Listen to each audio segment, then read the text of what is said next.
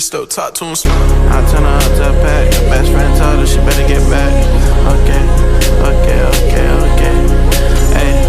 I turn her up to a pack. Her best friend told her she better get back. The Weeknd cinematic universe has added a new piece of media with Hurry Up Tomorrow dropping in theaters a couple of weeks ago, and I finally got to watch it. A lot of people are turned off by this movie, and I mean a lot of people, and I mean it's bad.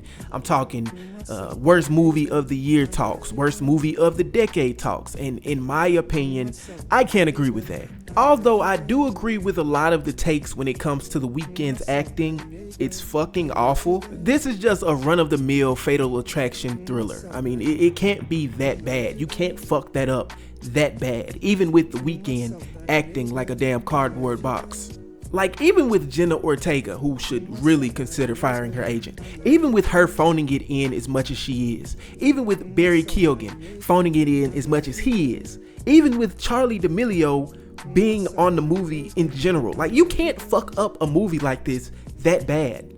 There was also a few scenes that moved me cinematography wise, but this movie was always going to be more style over substance. I can just feel The Weeknd sprinkling in his biggest, darkest fears of being kidnapped by a fan dragging him and beating the shit out of him, and all of that. I believe that the best part of this movie is in the first 15 minutes where The Weeknd is performing and Jenna Ortega is setting the house on fire. But the worst part is undeniably near the end, where Jenna Ortega just goes on a long ramble about how The Weeknd's music is so good, and she plays track after track after track. I think she plays like 4 songs, and it literally takes up the rest of the movie before this movie. The Weeknd's character doesn't learn shit. Like, he begins the movie worried that he's gonna lose his voice, and he's trying to get a girl back at the same time, and then he meets Jenna Ortega. They have a one-night stand, and then he just gets kidnapped. Jenna Ortega goes on a long ramble and rant about how he isn't true to himself, isn't honest with himself, and he just tells her, "Shut the fuck up! Shut the fuck up! Shut up! What are you doing? What the fuck are you doing?" A lot of people have been making fun of The Weeknd for the delivery of that line, but like, honestly, if you look at it from a comedic standpoint, like, that's probably the best line delivery of the year so far.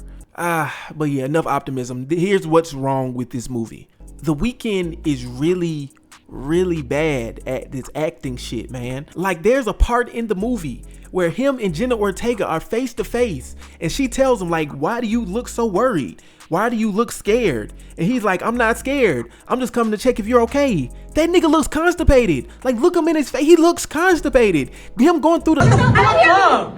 Shut the fuck up! Shut up!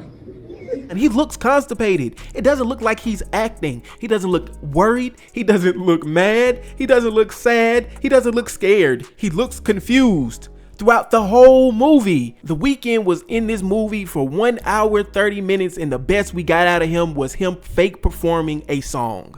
That's the best part of him being in the movie, period. While there were some scenes that moved me cinematography wise, there was also some scenes that almost made my head start hurting. The post-show party sequence near the beginning of the movie did its job making me feel overstimulated and overwhelmed, but there was too much movement and flashing lights. But I think that was, the intent.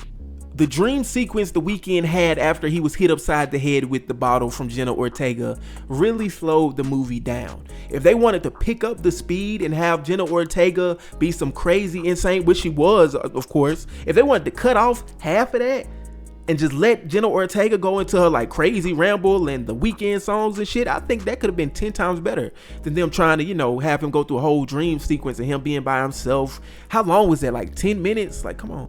But like I said earlier, The Weeknd's character shows no character growth at all throughout the entire movie. He loses his voice near the middle, and in the third act, he finds it again right before, I think she killed him. I don't know if she killed him. I don't know if she took him somewhere. I don't know what the hell happens at the end of the movie. I'm gonna be real. I turned that shit off. I'm gonna be real.